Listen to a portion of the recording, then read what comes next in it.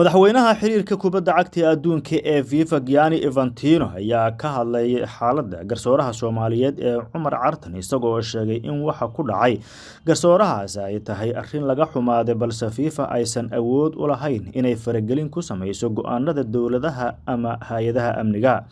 isagoo ka hadlayay shir jaraa'id Infantino waxa uu sheegay in FIFA mar waliba ay ku dadaasho xallinta dhibaatooyinka noocan oo kale ah isla markaasina ay wada hadallo iyo dadaalo diblomaasiyadeed ku bixiso wixii xal suurtagal ah. waa arrin nasiib darro ah waxa ku dhacay Cumar oo ah garsoore Soomaaliyeed. waxaan isku daynaa in aan xallinno xaaladaha noocan oo kale ah waan ka hadli doonaa waan la xiriiri doonaa dhinacyada ay khusayso waxaana eegi doonaa waxa suurtagal ah ayuu hadalkiisa sii raaciyay.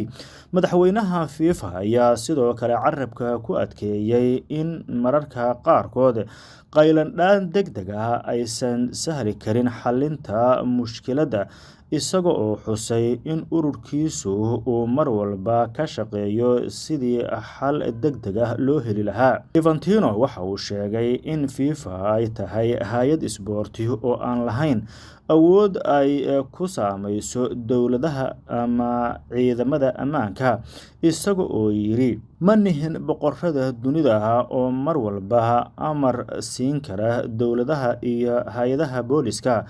waxaan nahay hay'ad isboorti waxaana ku dadaalaa in aan wixii suurtagal ah wada hadal iyo arrin diblomaasiyadeed ku xallino.